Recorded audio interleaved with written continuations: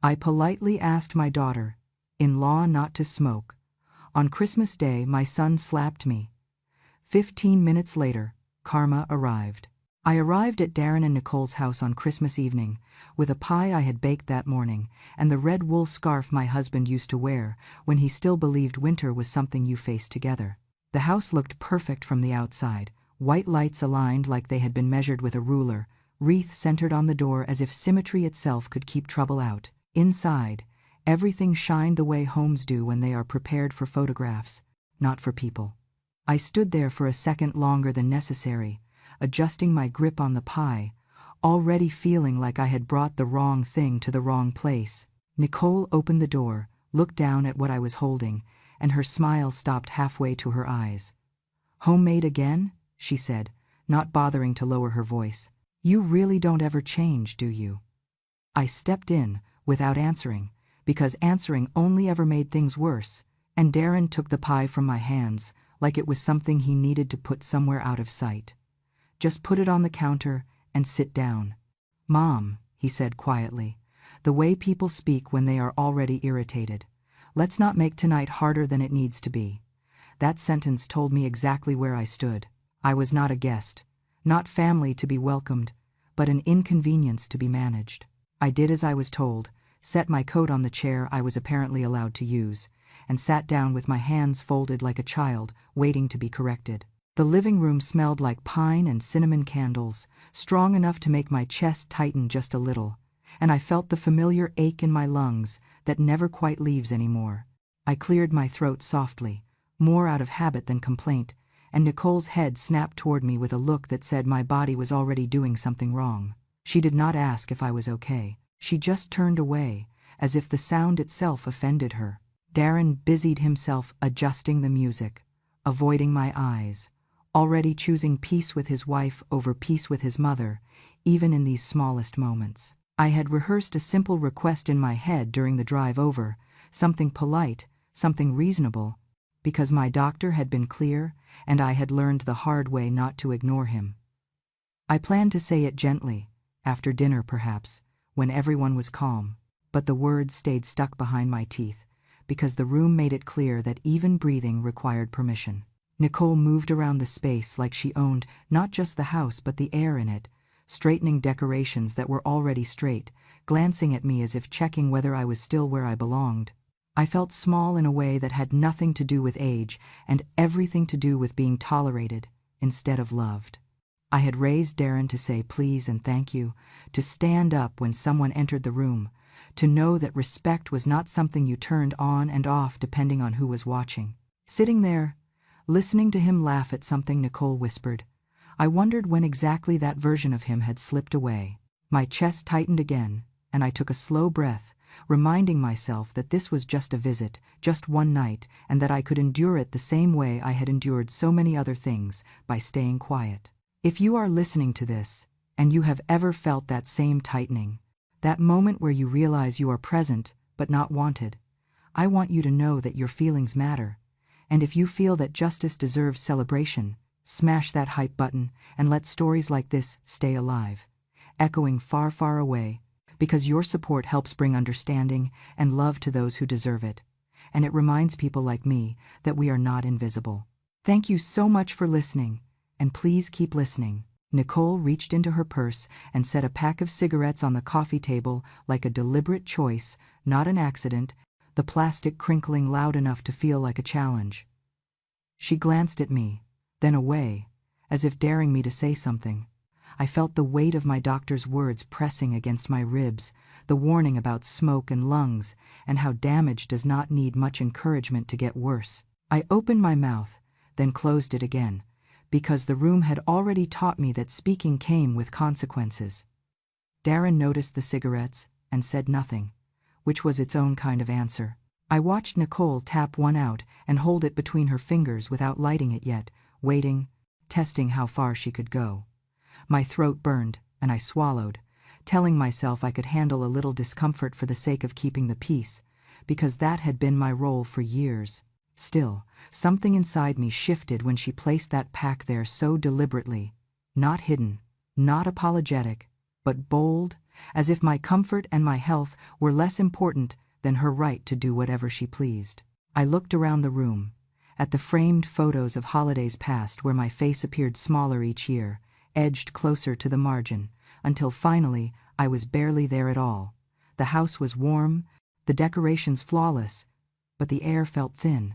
As Nicole's lighter clicked once, not yet igniting, I thought to myself that tonight I was only asking for one thing, one small courtesy, and that the way they responded would tell me everything I needed to know about where I stood in their lives now. I did not become unwelcome overnight.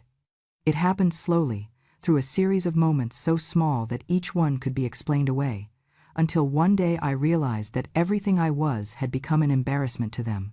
Darren likes to believe the distance between us started because I am old-fashioned, because I do not understand how things work anymore, as he once said. The truth is simpler and more painful. I refused to help him lie when lying would have made his life easier. When Darren and Nicole were buying the house, Darren brought papers to my kitchen table and spoke too quickly, the way people do when they hope you will not ask questions. He wanted me to co-sign and confirm numbers that were not true, just a few details adjusted so the loan would move faster. I read every line because that is how my husband taught me to live, and I told Darren I would not sign. His face hardened in a way I had never seen before. He said I cared more about paperwork than my own son. Nicole laughed and said I enjoyed playing saint. That was the first time I felt it, the shift where honesty became betrayal in their eyes. It did not end there. A year later, Darren went to a work celebration and drank more than he should have.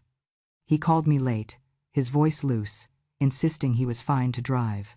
I heard the lie in his breathing and called a rideshare to his location. Someone from his office saw the car pull up, and the next week Darren was called in and warned. He came to my house furious, pacing my living room, telling me I had humiliated him. I reminded him that he was alive. He said that was not the point. From that day on, every time something did not go his way, I became the reason.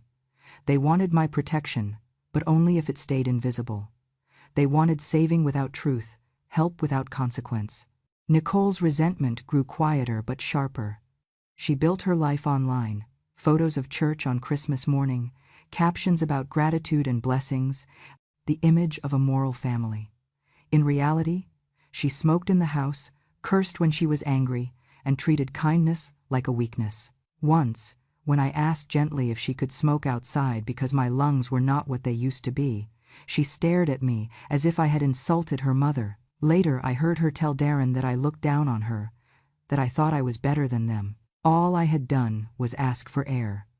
To Nicole, boundaries were attacks, and my calm refusal to argue made her feel powerless.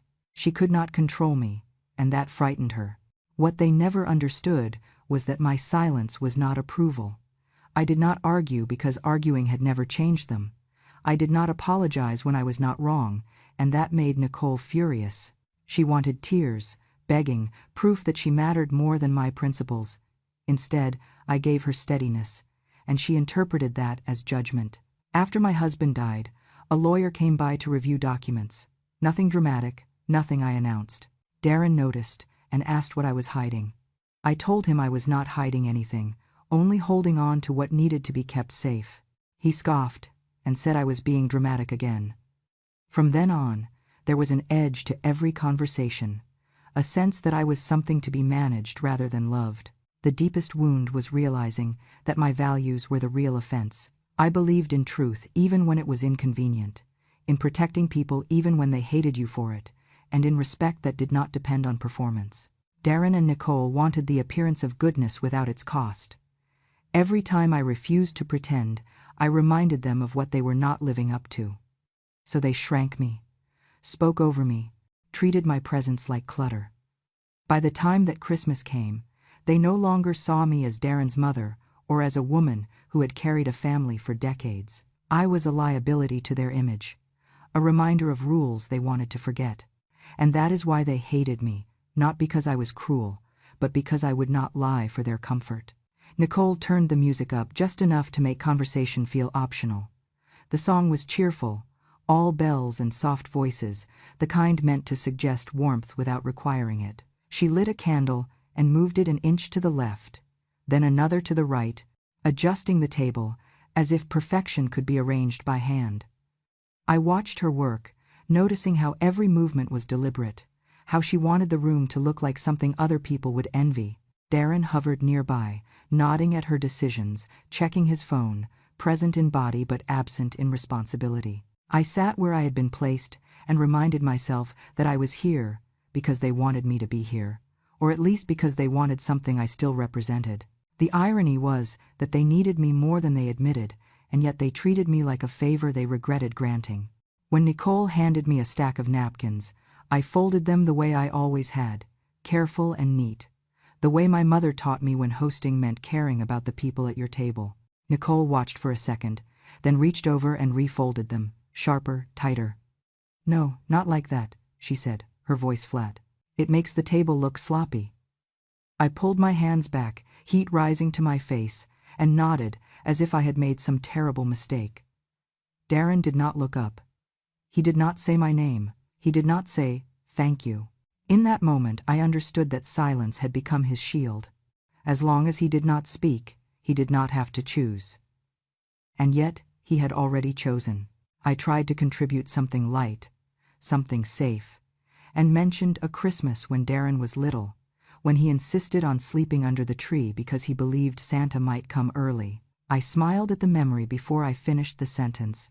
Darren cut in quickly, his tone sharp enough to stop me cold. "Mom, don't," he said. "Nobody wants to hear old stories right now." The word old landed harder than the rest. Nicole smiled without looking at me, pleased that he had done the work for her. I swallowed and nodded again, the habit of compliance so ingrained it came without thought. Nicole poured drinks and began talking about her mother, how she handled everything herself, how she never complained, how she just got on with it. She made sure her eyes found mine when she said it. "Some people know how to be strong without asking for attention," she added, her mouth curling slightly. "Not everyone needs to be constantly respected." The room went quiet for a second, the music filling the gap. Darren laughed softly, a sound meant to smooth things over, but it only confirmed what I already knew. He agreed with her, or at least he would not disagree. I reminded myself to breathe slowly. My chest felt tight again, that familiar pressure that comes when air feels just a little harder to find. I did not ask for sympathy. I did not raise my voice. I simply said, carefully, that the smoke bothered my lungs and that I would appreciate it if smoking could stay outside. I made sure my tone was calm, almost apologetic, as if my health were an inconvenience I needed to justify. Nicole's eyes narrowed. She did not answer right away. She looked at Darren instead, waiting to see whose side he would take. Darren shrugged. "It's Christmas," he said. "Can we not do this tonight?" That was all he offered me. No defense, no compromise, just a request that I disappear into myself a little more. The second hand moved steadily, marking time I could not get back. I had spent years watching clocks like that, waiting for moments to pass, believing patience was a virtue that would eventually be rewarded. The truth was that patience had only taught them that I would endure anything. Nicole reached into her purse and placed her cigarettes on the coffee table. Not hidden, not subtle. It was a statement. She tapped one free and held it between her fingers, her eyes on me, daring me to repeat myself. Darren said nothing. He stood close enough to her to make it clear where he belonged.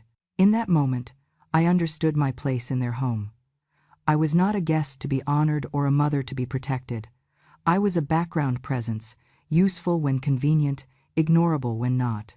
They needed my silence, my compliance, my ability to absorb discomfort without complaint. They needed the version of me that stayed small. As Nicole raised the lighter, I felt something settle inside me, a quiet certainty. I had been asking for respect for too long, believing it would be granted if I proved myself worthy. Watching Darren turn away and Nicole prepare to light that cigarette, I realized they had already decided who I was allowed to be. And for the first time that night, I stopped trying to change their minds and began to accept that whatever came next would reveal the truth they had been hiding from themselves.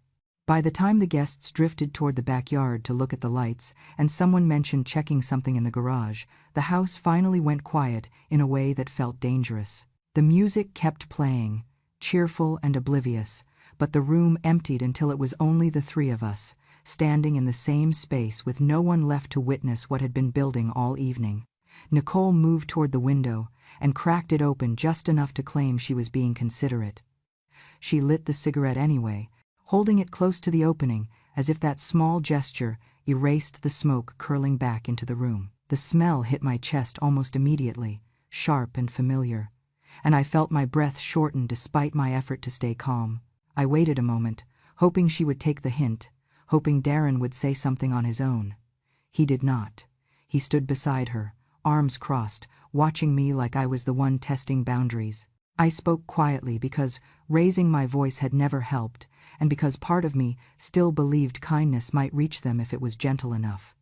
I said her name first, the way you do when you are asking for a favor, not making a demand. I asked if she could smoke outside, just on the porch, because my doctor had been clear about my lungs and because I was already struggling to breathe. I made sure my tone was careful, almost apologetic, as if my body were something I needed to excuse. Nicole laughed softly, not loud enough to seem cruel if someone else had been listening, but sharp enough to cut. She told me I was not the center of the world, that everyone else managed just fine, and that I needed to stop acting like everything revolved around my comfort. Her eyes never left mine as she said it. Darren shifted and stepped closer to her, the movement small but unmistakable. He told me she was right and that I always made things uncomfortable, that I had a way of turning every moment into a problem. Hearing my own son say that felt worse than the smoke, worse than the tightness in my chest. It sounded like a verdict he had been rehearsing for years. I felt something break loose inside me then, not anger but clarity. I said his name and asked him, just once, to respect me for the night. I told him I was not asking to be catered to or praised, only treated like a person who mattered. The room went still.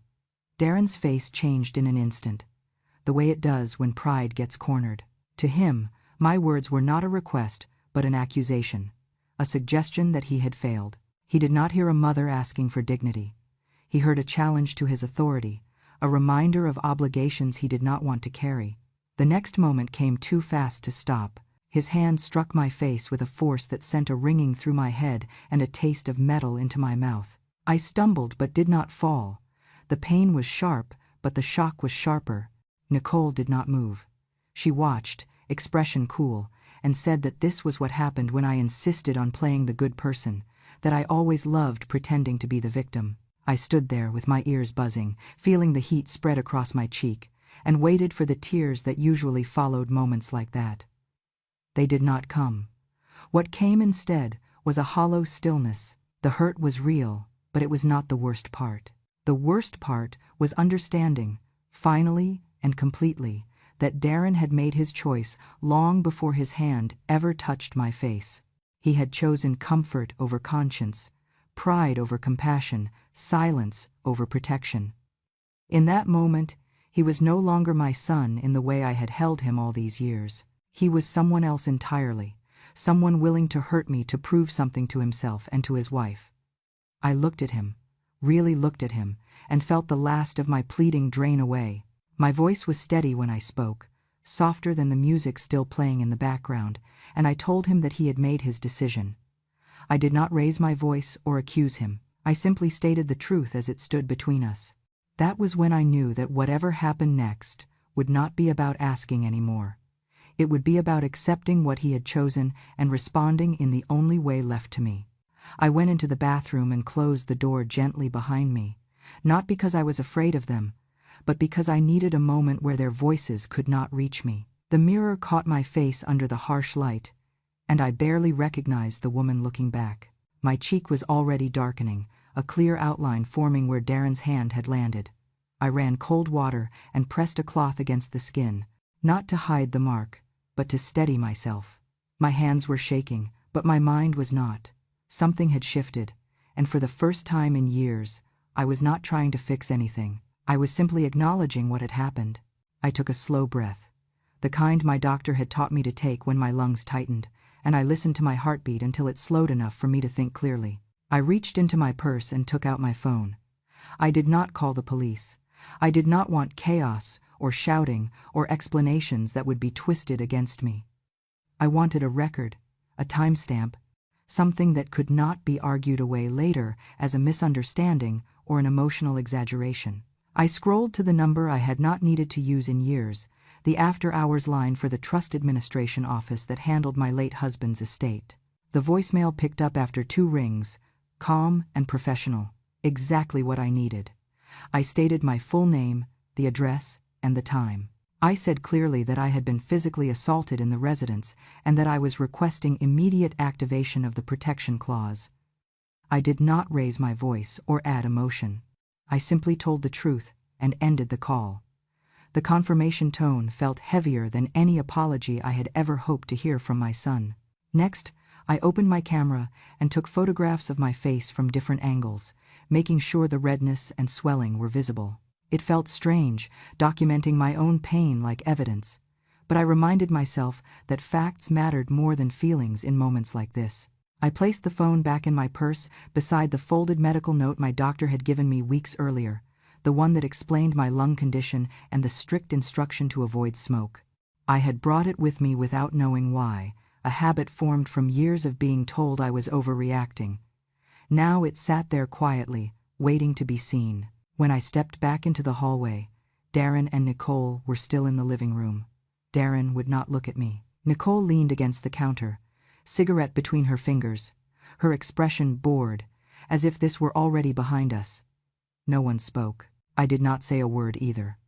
I returned to my seat and waited, my purse at my feet, my hands folded again, not in submission this time, but in patience. I checked the clock. The second hand moved steadily, the same way it always had, indifferent to the lives unraveling beneath it.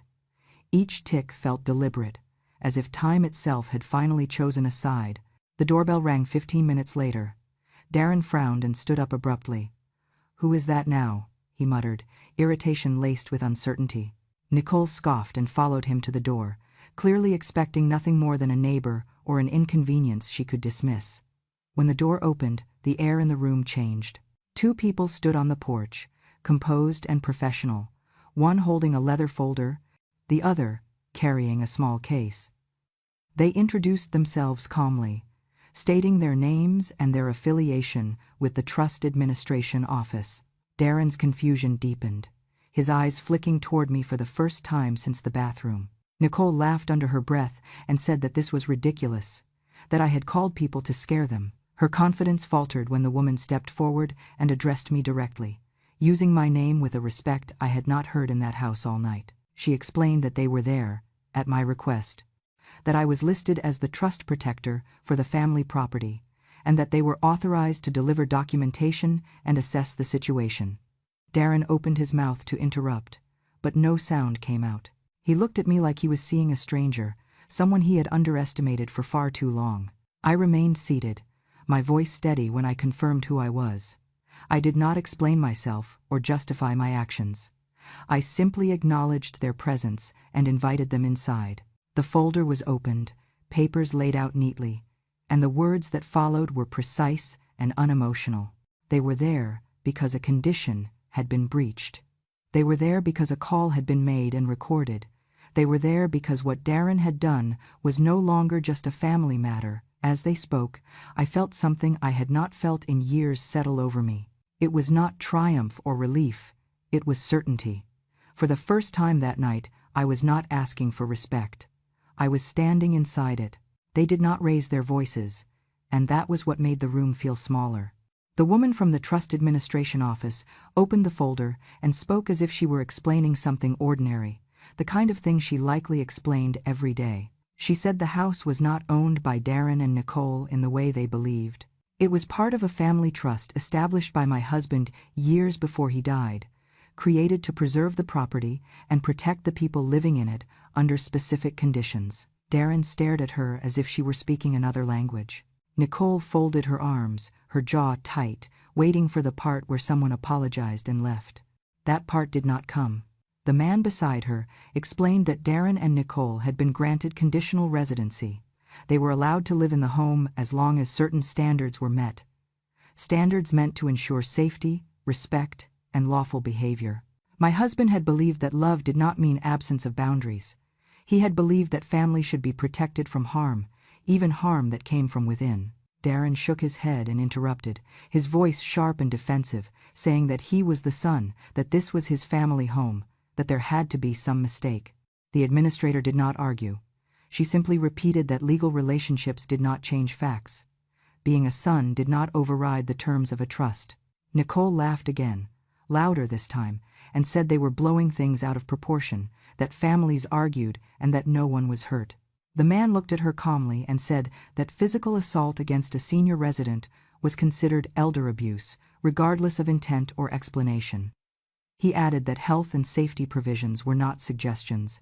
The trust included the authority for the trust protector to establish and enforce smoke-free conditions when medical documentation supported the need. I watched Nicole's confidence drain as he spoke. She glanced at Darren, searching for something solid to stand on, and found nothing. Darren's face went pale. He kept saying it could not be true, that he had paid bills, that he had taken care of things. The administrator acknowledged that he had contributed, that he had maintained the home, but she explained that contribution did not equal ownership.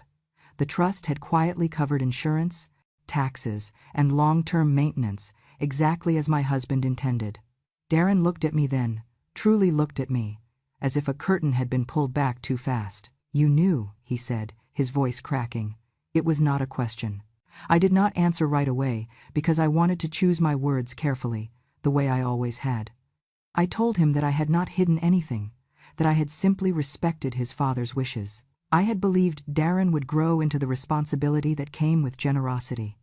I had believed he would never put me in a position where protection needed to be enforced. The administrator laid out the violations without embellishment. Physical harm had occurred. Medical safety conditions had been ignored. The trust protector, that was me, had the authority to act when those lines were crossed. Darren pressed his hands to his temples, breathing fast, his certainty unraveling.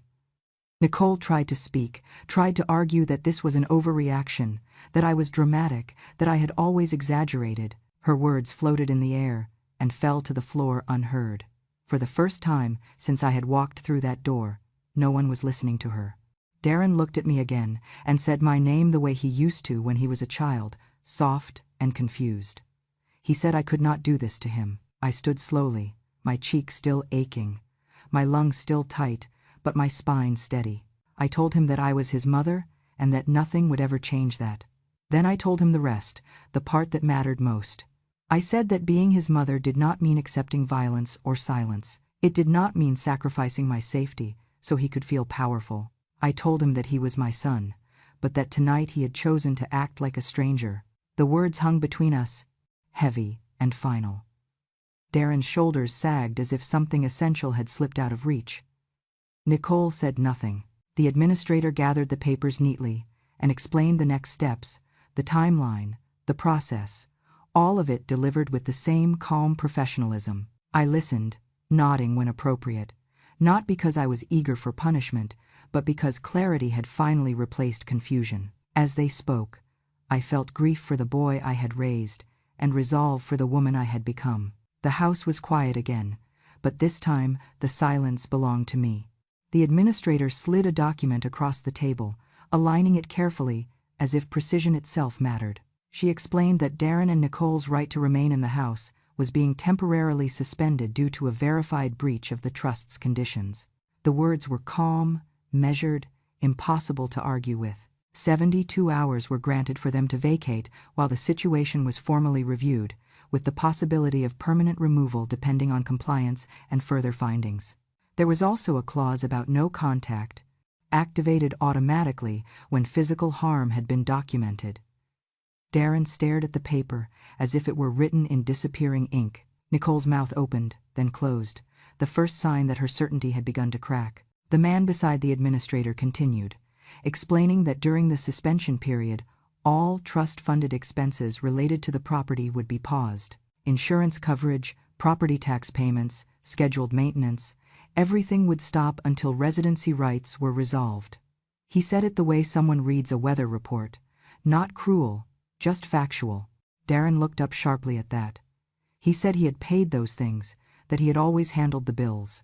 The administrator nodded again and clarified that while Darren had contributed at times, the trust had covered a significant portion consistently, exactly as outlined in the documents Darren had never bothered to read.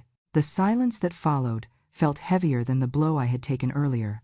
Darren's face drained of color. He looked at me with something close to fear, and for the first time, there was no anger in his eyes, only disbelief.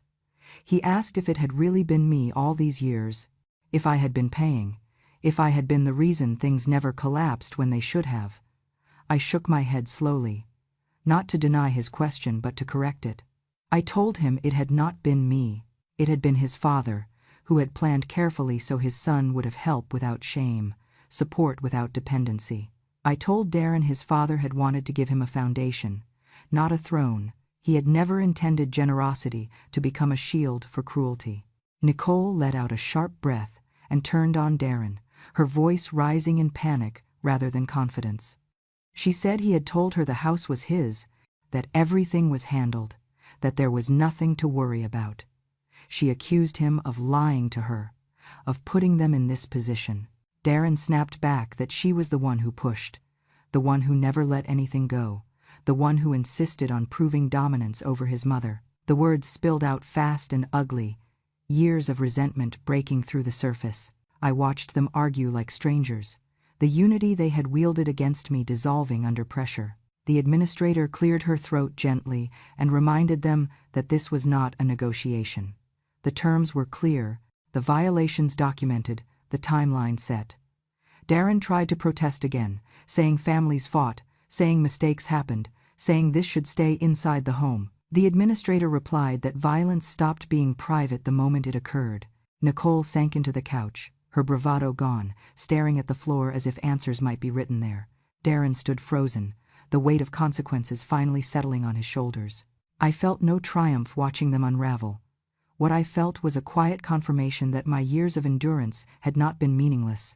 The truth had been there all along, waiting for the moment it could no longer be ignored. Darren looked at me and asked what he was supposed to do now, his voice small, almost childlike. I did not tell him. It was not my role anymore. I told him only that I would not be staying in a place where my safety depended on his moods. I told him I loved him, because that was true, but love did not mean protection from consequences. Nicole muttered something under her breath about overreactions and drama, but it carried no weight. The authority in the room had shifted, and she knew it. The administrator handed Darren a copy of the notice and explained the steps clearly one last time. When they finished, they stood and prepared to leave, offering me a respectful nod. I returned it, feeling the steady ground beneath my feet for the first time in a long while. As the door closed behind them, Darren and Nicole stood surrounded by the things they had assumed would always belong to them. The house felt different, not colder, but quieter, as if it had exhaled. Darren said my name again, but this time there was no accusation in it. I picked up my purse, feeling the familiar weight of my phone and papers inside, and realized that the power they had taken for granted was never theirs to begin with. It had always rested in choices, in boundaries, in the courage to stop pretending that endurance was the same thing as love. Darren asked if he could speak to me alone after the administrators left, his voice stripped of the edge it had carried all night. Nicole did not follow us into the hallway. She stayed where she was, staring at the floor, the cigarette forgotten on the table like a habit that had finally lost its power. Darren closed the door behind us and stood there for a moment, rubbing his hands together the way he used to when he was a boy who did not know how to begin an apology. He said my name softly, then said he was sorry and asked me not to do this, not to let everything fall apart. He said he had made a mistake, that he had lost his temper, that things had gotten out of hand. He said family should not be decided by paperwork. I listened without interrupting because I wanted to hear how far he would go without being stopped. When he finished, the silence felt honest for the first time that night. I asked him the question that had been sitting in my chest since his hand struck my face. I asked whether he was sorry for hitting his mother or sorry because he was afraid of losing the house. The words did not come out sharp. They came out clear. Darren opened his mouth and closed it again. He looked past me, then down at the floor, and finally at his hands. No answer came. Behind us, Nicole did not move. The quiet that followed felt heavier than shouting. It was the kind of quiet that settles when truth has nowhere left to hide. I did not press him. I did not need to. His silence told me everything. I told him that I loved him because that was true, and always would be. But love did not mean I would erase what had happened. I told him I would not live in a place where I could be struck and then expected to pretend it was nothing. I told him I would not fill my lungs with smoke in a house his father had built with care and intention. I said those things once, calmly, because boundaries do not need repetition to be real. Darren nodded without looking up. Nicole remained quiet, her confidence gone, her earlier contempt replaced by a brittle stillness. There was nothing left to argue. That night, I stayed. I stayed not because I needed to prove ownership, but because I needed to end the story where it began, on my terms. Darren and Nicole packed what they needed for the next few days and left without another word. The door closed, and the house settled into a quiet that did not feel empty. It felt earned. I turned off the music, opened a window to let the air clear, and stood in the living room for a long moment, breathing without effort. My cheek still ached, but my chest felt lighter than it had in years. I went to the kitchen and set the pie on the table. The crust had cracked slightly during the drive, and for once I did not mind the imperfection. I placed the red scarf beside it and looked at the framed photograph of my husband that I had carried with me all evening in my mind. I told him that I had kept my promise, that I had protected the home he loved from becoming a place where respect was optional. I told him that I had finally chosen myself without apology. The words did not feel dramatic. They felt right. Outside, the lights still glowed, and the wreath still hung centered on the door, but the house no longer felt like a display. It felt like a home again. I washed my face, changed into something comfortable, and sat at the table with a small slice of pie, tasting cinnamon and apples and the quiet satisfaction of being able to enjoy something without bracing for insult. I thought about the years I had spent mistaking endurance for virtue, silence for peace. I understood now that patience had its place, but so did limits. I did not feel vengeful. I felt finished. Darren would have to sit with what he had done, and Nicole would have to confront the version of herself she could no longer hide. Their consequences were not mine to manage. My responsibility ended the moment I chose safety and dignity over appeasement. As the night deepened, I turned off the lights one by one and climbed the stairs without hurry. I slept without coughing, without fear, without rehearsing tomorrow's apologies. They had thought I was weak because I stayed quiet for so long. They had mistaken restraint for surrender. The truth was simpler and stronger than that. Silence was never my defeat. It was how I waited for the moment when standing upright would finally matter. Before I close this chapter, I want to say something from the quiet place in my heart where all these memories live. I did not tell this story to punish anyone or to ask for sympathy. I told it because too many people like me are taught to stay silent, to endure, to confuse patience with love and pain with duty. We are told that being old means being invisible, that being kind means accepting whatever is handed to us. That is not wisdom. That is erasure. What I learned is simple, and it took me a lifetime to learn it. Respect is not something you beg for. Safety is not something you negotiate, and love does not require you to disappear. When I finally spoke, I did not raise my voice. I simply stood where I belonged, and that was enough. If this story felt familiar to you, if you have ever been the quiet one at the table, the one expected to absorb the hurt so others could stay comfortable, then know this: you are not weak, you are not wrong, and it is never too late to choose yourself. Silence has power, but so does the moment you decide to stop carrying what was never yours to carry. If you believe stories like this deserve to be heard, if you believe that truth spoken softly can still change lives, I invite you to subscribe to Grandma True Stories. This channel exists for the voices that were ignored, for the women who were told they were too old to matter, and for anyone who needs a reminder that dignity has no expiration date. Stay with us. Listen, share, and remember this above all else: when a grandma finally speaks, the world should pay attention.